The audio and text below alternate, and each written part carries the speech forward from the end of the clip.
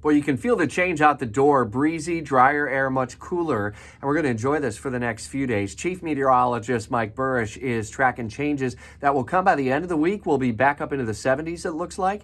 And it looks to be rain-free into the start of the weekend. But our next storm system may have impacts on the weekend. And that could also have impacts on the running of the Daytona 500 just to our south this coming weekend. We've got all the pre-race stuff that's happening in Daytona throughout the week for this speed week. We'll continue to update the first alert forecast. Be listening to Jacksonville's Morning News. We've been watching through the early morning hours as senators continue to debate this Ukraine funding package. Upwards of 17 Republicans are likely to go along with Democrats on this. Neither Florida Senator Marco Rubio nor Rick Scott is going to go along with it based on what their offices are saying now. And it looks like this may run aground in the House. Nonetheless, we're updating you throughout Jacksonville's Morning News. We're putting social media use and smartphone safety center stage this week as the FBI is out with a series of recommendations for parents and kids. They're going to be meeting actually with local families at Creekside High School this Thursday night for another in their series of Be Smart with Your Smartphone. And we're bringing in the FBI to talk about some of those dangers about cyberbullying, sextortion, and the like.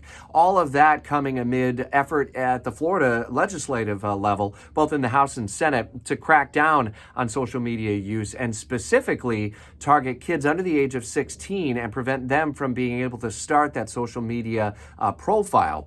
We're updating that effort in the Florida Senate as it's expected to have final hearings here over the coming days and perhaps final action before the end of this month. A number of other storylines we're following for you throughout Jacksonville's Morning News, including the ongoing search for a hit-and-run driver involved in the weekend death of a 6-year-old girl in the Arlington area. We're hearing from the girl's grandmother about that loss of life and her appeal to the community to find justice for that young girl, 6-year-old Crystal. Continuing coverage of these and other stories from 6 to 10 on Jacksonville's Morning News and always streaming in the 104.5 WOKV app.